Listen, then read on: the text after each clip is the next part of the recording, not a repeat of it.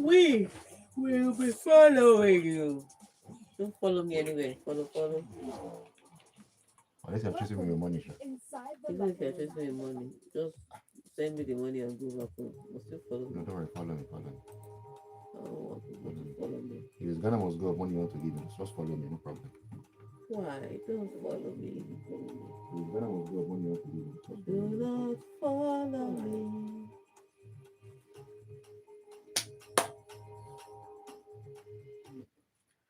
Welcome into the locker room on a feel good Friday morning here on Smooth 98.1. We love music, we love life, we love sports as well. It's 16 minutes past 8 a.m. It's the 14th day of November 2025, and we are absolutely buzzing. My name is Ayokunmi Kekiriak, and welcome into the final installment of the show for this week. And you already know fireworks are on the horizon. And I'm here in a good mood, of course. Tega Supreme in the studio, also at her best, looking all excited and ready to I, have the best show I don't like when this you week. tell lies to people. So Come on, I have a flu, so they can hear it. it doesn't Um, mean. but yes, I have 4 pack now. 4 pack. If we can get rid of that one big pack, we'll be all right. So yes, so introduce me. Take out with the 4 pack. Tega with the 4 pack, Supreme. Good morning, everybody. Hope you had a fantastic week. Forgive the voice. I don't know. It's Ayo that gave me something. You see, Yes, I was fine I'm not until that. I came to Ayo's studio. I'm not that wicked. All right. So how was the week? Has been great. Hmm, Um, the Super Eagles after the strike, they eventually struck. got exactly. They eventually you should be writing bars. After the strike, they eventually struck. Like Ayokunmi said, no, this is we have to release a hit. I think so. We have to. And then we'll talk about that. We'll also talk about which is better, to face the Cameroonians or to face the Congolese, because we already know who our opponents are. But just for conversation's sake, all right, we'll touch on that briefly. We'll also talk about what's happening in Turin, Hmm. because I kid you not, yesterday somebody was stunned all the way back to America, our host for next year's World Cup. We'll talk about how he was stunned, and how some other people came in through the back gates. Uh, so talking about the ATP finals, we'll touch on that too. All that and more. And then yesterday again, just it was back to back. These hits that we were releasing, I'm telling you. just when we thought everything that could go wrong went wrong. Some people's assume collected red card. Hmm. While some other people, they are singing their people are chanting their names in the streets of Angola. Some other people's Asu is collecting red card. Whose Asu was it? We'll find out on today's show in the locker room. But before we do any finding out, Ayokubi, tell them how they can be a part of the locker room. Join us in the locker room this morning. If you have your swing in hand, that's also perfectly fine. 0911 is the WhatsApp number. If you don't have that saved, I don't know what exactly you're doing. Save that number. Yep. Also, join us on YouTube for the best of the best behind the scenes audio visuals. Smooth 981 FM Lagos. Smooth 981 FM Lagos. Uchina Wokwe is already there. Front row seats. As usual, we see you. We see you. All right, let us begin talking about what went down yesterday in Morocco, Rabat, Morocco to be precise, where Nigeria emerged as 4-1 winners over Gabon in the 2026 FIFA World Cup African playoff semi-final match after extra time out there in Rabat, Morocco. Well, I will start this from the lineup. I didn't feel badly about the lineup. Some people have their tweaks that they could have put. But the minute I saw Benjamin Fredericks over True, I was like, okay, Eric Sheldon wants to win. There's some names you see in the starting lineup. You're like, okay, this guy wants to win. Mm, When I saw Akko, Sevilla, yeah. What's his first name again? yeah, yeah, but you know who we're talking Yeah. about, the Sevilla striker. Once I saw him on the list, Akko Adams. Akko Adams, paired with Victor Osimhen, because I always struggle with this Victor Osimhen alone up front, especially since Ademola Lookman dropped off in performance. Dropped off a lot. Yeah. So once I see another striker up there, like, aha, Eric Shaw wants to win. So starting from the lineup, when I saw them come out, I was like, this is good. This is a good lineup. But you see, in the first 45 minutes, that extra practice session that they missed, it showed up.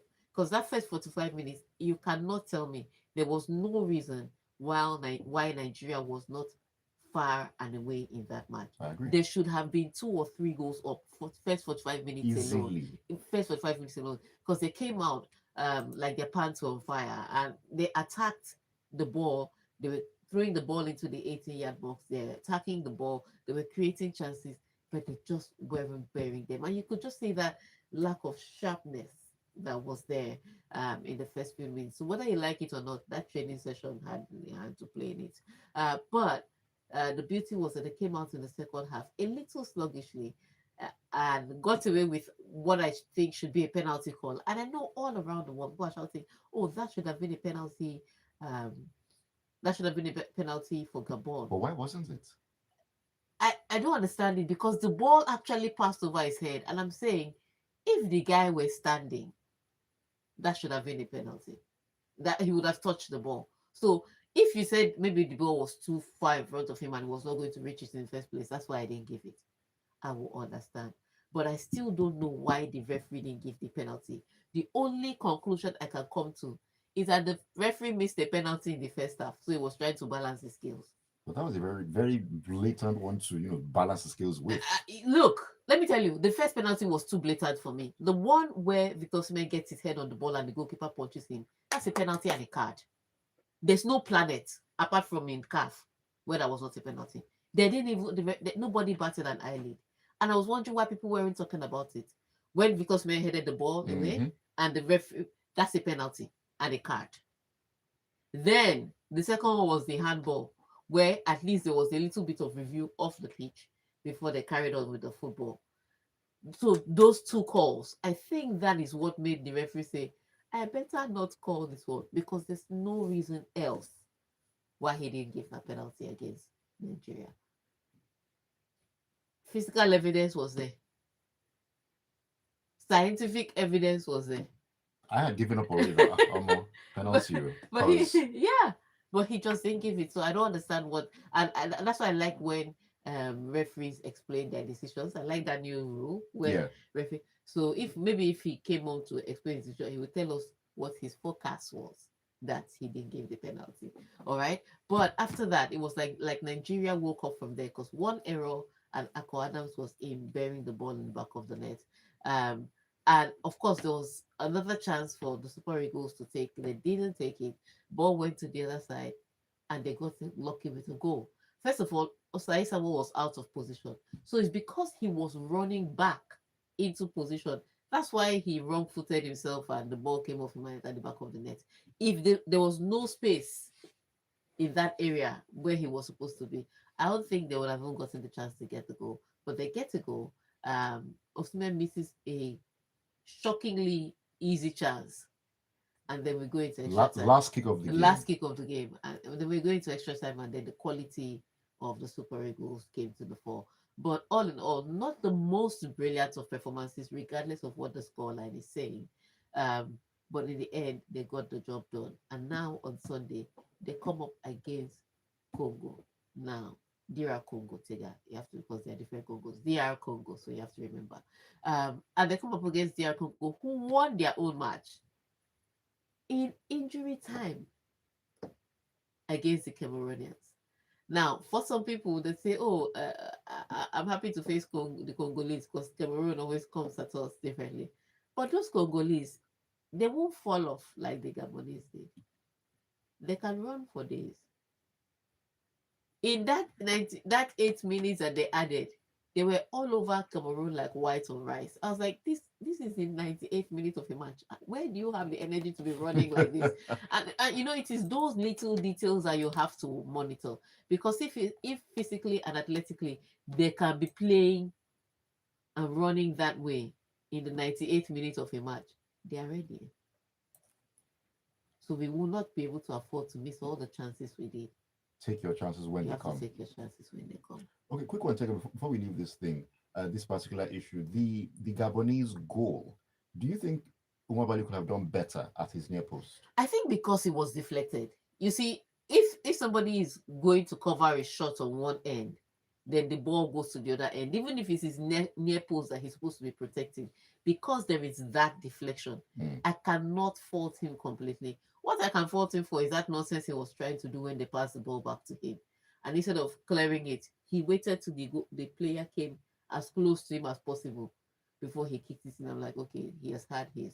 Because Wabali has moments on the pitch where he does He's been something. having one too many moments Yeah, lately. so when I saw that moment, I said,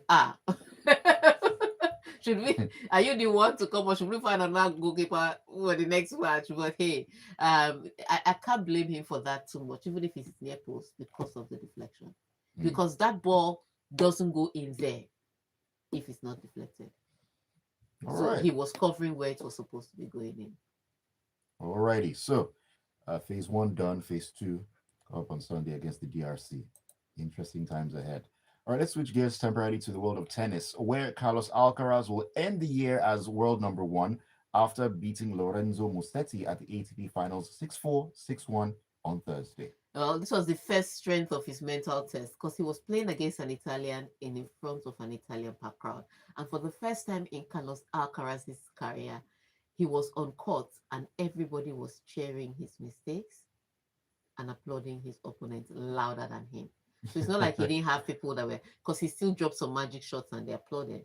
But they were clearly cheering for Musetti. So this was a psychological battle, much more than it was a physical battle. You put him and Musetti on any court for a physical battle, he's winning.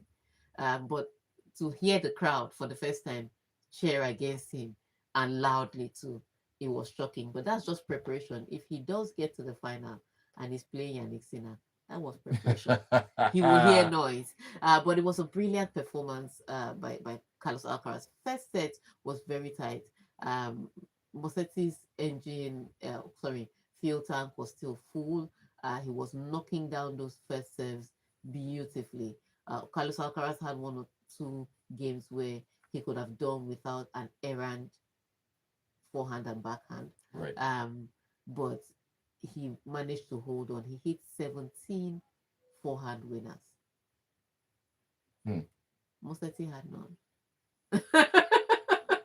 Wow. So his forehand was giving much more. His forehand was giving winners much more than it was giving errors. It was on the backhand that he struggled a little bit, but it was a close first half. However, he broke at the right time because Musetti is serving to save and stay in the first set, and he just jumped all over him, and that was a good mugging because he wins the first set 6-1, then goes into second set where he completely frustrates Musetti into playing poorly. But you could also see that Musetti's energy level had dropped.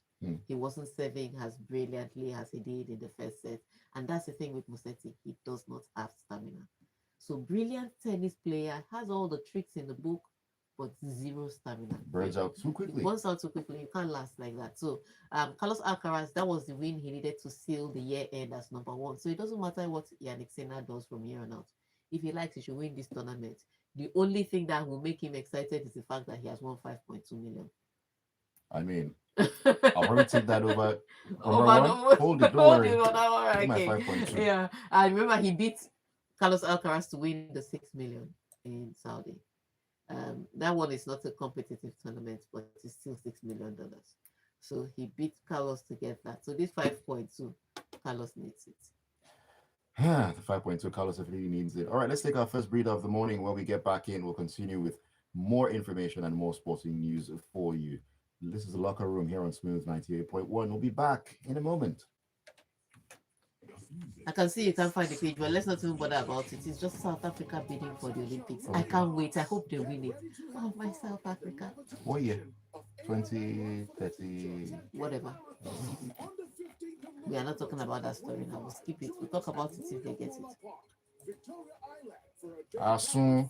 That ego was so unnecessary. It's so unnecessary. Like, you were irritated. I understand. Your 2 goes down, but that Agbaya, and then he now started clapping for the crowd. Did you see when I saw him? Yeah, he was not doing the crowd was not doing him like this. Then he was not he was clapping that well done for booing me, and the crowd was like, cry baby. I said, at his big age, he doesn't need all that one now. He doesn't need all that. Sometimes even Cristiano Ronaldo fans, die-hard fans, They do like this when he does something. It's the kind of thing a younger player should do, and you be like, come, calm down now. You that a bon. Your team is 2 goals down, You're the captain and of the you're the team. captain. Very on and see, I always tell people if you're going to call a red card, hit the elbow well. You hit with the elbow on the back. Why you didn't even hit it across the face so that we know that you're really angry? Just do a Zidane. You understand? I know that. Okay. I know that I collected my card. Do a Zidane with your full chest. I'm guessing you'll want to arrive refreshed and ready to share stories and even catch up on lost time. So, all you need to do is simply sit back and relax in total comfort on the road. Ayokunmi, I want whatever you're having. When it comes to entertainment, with up to 6,500 channels, if you miss Bring it, bring it. catch it on board. Stop sliding me. Bring what you're eating. It will feel like just you are there, or even enjoy some uninterrupted time to binge watch your favorite series. Ayokunmi is such a diva. Like that, what's his name? What's the name of that Sierra Leone Loud that was saying about Nigeria? He said the Super Eagles are a team of divas. Nigeria just came after him. No mercy. That is one thing. We can have infights, but when you, as a foreigner, you're not come to talk. Anyhow, Please. how dare you say it's like a team of divas? And you know the cases he mentioned when they were in Libya and then this strike. How now? Wow. Oh, How well, is that your example of divas? How is that your example of divas? Oh, he didn't see what happened in Libya. He traveled. He was one of the people that spoke about it now. And so, you know, he was a player, so he was talking about it that has been happening. And truly, that Libya incident, it's just that Libya took, let me tell you what Libya did. Libya took it a little overboard. But these Eagles, they said, Maybe you want to be crazy, we'll be more crazy than you. Because Libya brought the bus since. And the Super Eagles were like, we're not getting on that bus. So they're like, when your craze ends, that's where some most craze started. So what made that thing really long was that the Super Eagles now decided that we are not getting on the bus. If not, it would have been 4 hours as opposed to 8 hours. But they're like, we're not getting on that bus. You see that thing you want to do? Today, you affect your water load. One of the ridiculous things that Africa, so we kind of things that we like to do here. I don't understand. It's a serious African problem. When we tell you that Africa is a country sometimes, so you have to believe us. Yeah, it's a serious, because even when we were in South Africa, they took us to that dead pitch. Me that I was in, I went to the stadium. I said, this is a great stadium that they Look at that pitch. Look at where they played their last one. Then look at the pitch in Morocco yesterday. No, I said let's not even go to Morocco. Look at the pitch that they played their own match in South Africa. You pass ball will be going like this. It's gonna be doing. There's so many pitches. They took them to the worst. Agenda now. Agenda must agenda. And we're back, the second half of the locker room this Feel Good Friday morning here on Smooth 98.1. Love music, love life. This is Ayokunmi Kekireakon here. And of course, in the studio with me is Tega 4-Pack Supreme. Yes. Yes, indeed. 4-Pack is important to mention that. Hard work. Unpacking what's going on in the world of sports, and you get to join us as well. So please get your comments in. Let's talk about what happened yesterday in Morocco, Super Eagles, and so on and so forth. Let us know your thoughts on that. So do send your messages in to us on WhatsApp and on YouTube as well. WhatsApp number 0911 999 0981.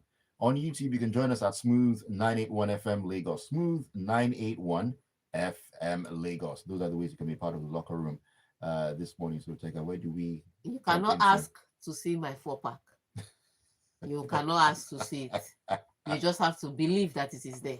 All right? On that note, let's start with Ronaldo and come back to one or two messages. All right, let's talk about some Asun this morning. Cristiano Ronaldo was sent off for an elbow as his Portugal side lost 2-0 against Ireland on Thursday and blew another chance to qualify for the 2026 World Cup. Yeah, so it goes down to the wire. So remember, after the last draw, people thought, okay, they're going to come to this day and take it seriously. Even during their training sessions, they were all talking tough, like they were going to war.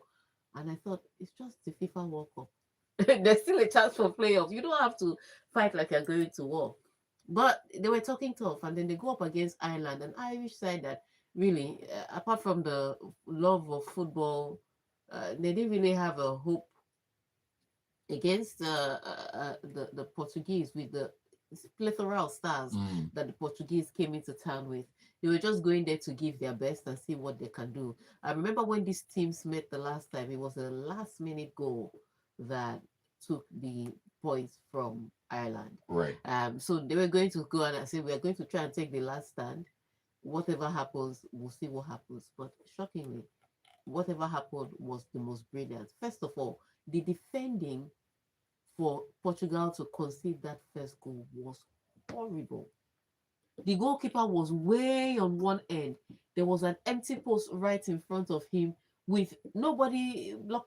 I mean, nobody can block it because if somebody's heading from there, except you're using your hand to stop it, Mm, you can't stop the ball. And that's what happened. The ball comes in, goalkeeper runs out for a ball that he was had no chance of catching.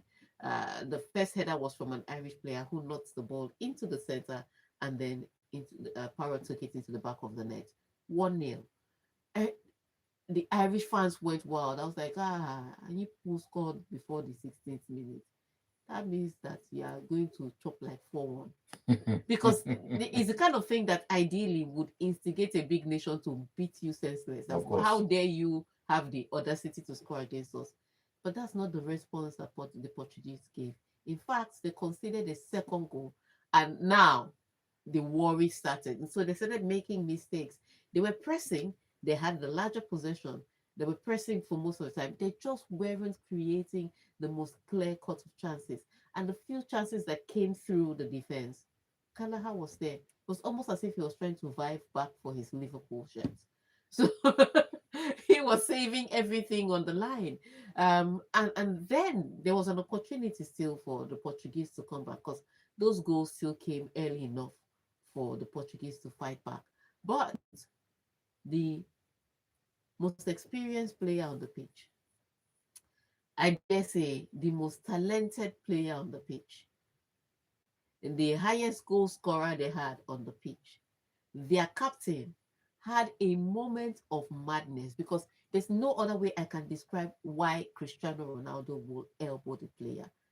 They were jostling for position, yes, like most players do. Why are you elbowing him? Made no sense. Maybe he's the one at Ikeja Electric that's giving him bad ABU. Because I don't there's no way, there's no other explanation. He gets frustrated, he elbows the guy, and it's a straight red. At first, referee just looks at it like two players just laying, gives a yellow card. Then VAR calls him and says, okay, let's review this thing. It's a red card. And you know everything, once you slow it down, once the slow-mo comes up, it makes it worse. And so the slow-mo comes up, and give me a minute. Yeah, the slow-mo comes up, and it's worse for Cristiano Ronaldo. So red card, he's off. His team still dominates possession, but there's not much they can do. So now they have to wait until the last day to qualify to go through to the World Cup. Really horrible one, but and he's not going to play. That's the thing. So now you just wonder, will Portugal be able to pull through that final game without him? They can, That's the but question. it's not a good sense of leadership. Not good at all. He should have done a whole lot better Yeah. in that instance. All right, let's leave Portugal and head over to Le Bleu of France, who beat Ukraine 4-0 on Thursday to secure qualification for the 2026 World Cup finals. I think some matchups shouldn't be allowed. Like for no, for like for example, you see, I'm using both words. Like for example, shouldn't be able to play all of front attacking players in one match. There should be like a limit. There should be like Must a be like limit. two or If you have possibly. Mbappe, only Olise can play. Okay. The rest bench. In Because fact, it's not fair. it's not fair because you see the way they were attacking the Ukrainians. They saw things. They saw bad things. This goal line score like it was a respectable score line, and I'm telling you that the French didn't play the most brilliant football I've seen them play, and they were still able to beat Ukraine 4-0. But the pace and the skill of that attacking French lineup is wicked. So much so that it made the Ukrainians look like amateur footballers. And so it's a tough one. I didn't see how they were going to win, but even the lineup that Nations put out, You knew that you wanted to qualify quickly. You didn't have time for the Portuguese style. Sharp, sharp. Oh. Sharp, sharp. Let's qualify and go home. And so that's what they did. Came out in the game, scored a few. The first shot on target was even warning because Mbappe takes the first shot on target from just outside the 18-yard box. It was too hot for the goalkeeper to handle. That was warning that what you are about to see. Terrible things are coming. His age is rated 18. The violence is too much, and the violence was great. So 4-0, they're through. Let's see how they prepare for the World Cup with the next of their matches.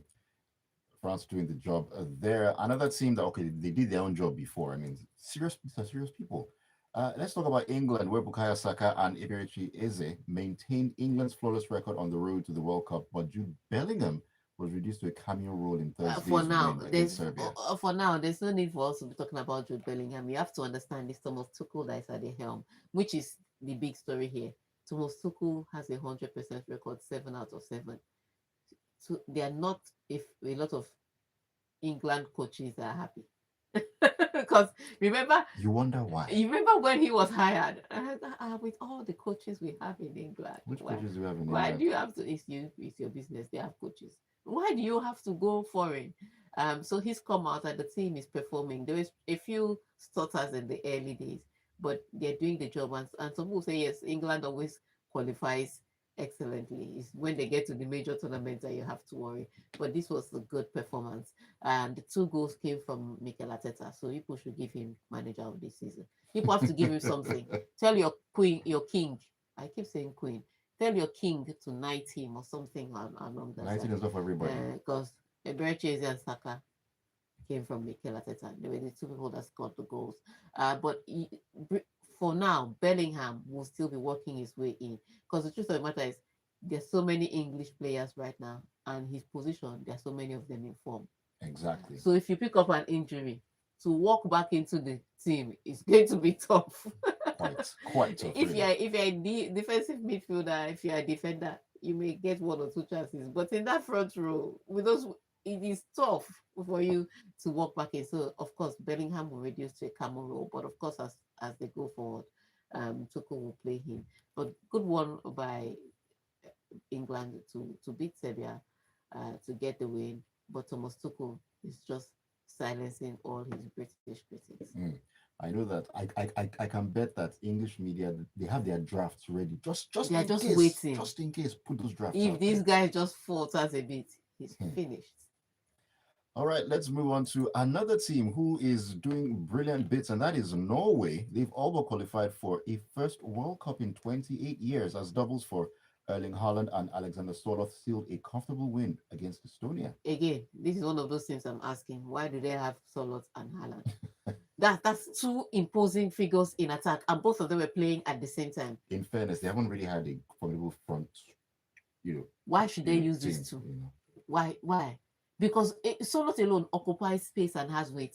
His matter. Then you add Erling Haaland, and both of them were playing the same time. They haven't qualified in 28 years. They want to make sure. So they had to make sure by putting these 2. Yes, so finish the job. These 2 giants. There was no way for the defenders to hide. There was no ball that was coming into that 18-yard box that the defenders had any hope. It was first 2 goals Soloth, second 2 goals Haaland. What were they going? There was no defense against that. But they face Italy on Tuesday. Now, Italy also won their match against Moldova. Right. To just keep it close. I think it's 3 points or something. Yes, it's 3 points. So they're keeping it very close. What happens on Tuesday? Is it Tuesday they're playing? Yeah. Or Sunday. But what happens in that match, Norway versus Italy, becomes important about who is going with first bus and who is doing like Nigeria. You take a bus, a train. You swim across the sea. You swim across the sea and then you walk across the border. So that's what happens. On that note, let's take your messages. All right, let's take those messages. This is from Felix. He says, good morning, Mr. Ayokunmi and Madam Tega. Happy weekend. So happy Super Eagles did the job, and I'm hoping they conclude it on Sunday, and they conclude the first phase on Sunday. And then they go and beat somebody else. Yes. So thank you, Felix. Good morning to you too. All right, Tayo says, since Dr. Tega went jogging, nobody can. I think we tell her nothing, I guess. Super Eagles beats Gabon like DJ Chicken after reckless driving. Alabama who? Alabama what? Alabama come out for there. We still have 2 games to play. It's like Nigerians were right to be wary of the referee. He knows Sabi the work well. I think Boniface will struggle for strength against Akko Adam. He's not No, even there's no in struggle. It's not the in the conversation conversation. right now. They're not even on the same book. The same page is far. There's this one that Ronaldo said he'll get married to Gina after the World Cup. Are you thinking like me? Because the marriage is looking like a wish list. Piers Morgan will help us find out. Ayo, is that not your goat?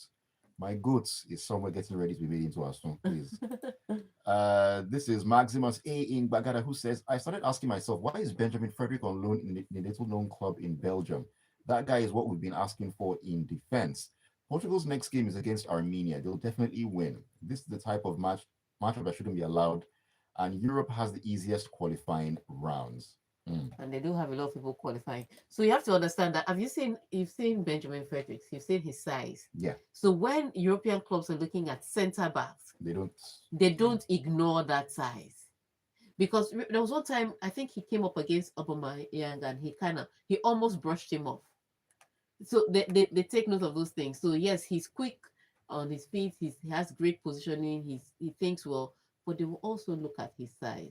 So just because he's playing brilliantly, don't think he's going to go off like hot bread off the shelves. I can imagine him coming up against the Holland Soloth. Do you understand? Attack. So they look at that. Once they look at a centre back, they look at that. And one thing I need to say is that I don't want to see him at fullback for any reason. Just keep him in the center of defense, please. A.Y. Nero says, while the fake goat, Cristiano Penelope Ronaldo, was busy elbowing his opponent, got a red card and was sent off with heavy boos from the crowd, the real goat, Lionel Ebubedike Mesichuku, was given a hero's welcome in Angola last night. The streets of Angola were littered with people in their multitude of thousands shouting and cheering Messi, Messi as the Argentine team bus was passing through with security. Absolutely beautiful scenes. I'm telling Football you. heritage. Okay, let me go to YouTube real quick. Uchenna Wokoye says, kudos to the Super Eagles for the win. A lot of work still needs to be done. We should not look down on DR Congo. Let's get the job done, take our chances, and get the needed win. CR7, not good. LK Adirogba says, I'm so excited. My dream of going for the World Cup is still alive. For some reason, I would have rather faced Cameroon rather than Congo. We know what Cameroon, okay, that message wasn't complete. You know Cameroon, and they turned to something else against Nigeria. But anyways, Padre Pio says, I'm glad we won, but at a point in the second half, we played too unseriously to have qualified. My big vex is Alba. Alba who? Alba how? After making so much noise, you go ghost, nonsense, and Alba. All right. Ayofeda says, Victor Osimhen is him. He doesn't score sitters. Give him those very difficult chances and he will deliver goals. Score your sitters, though.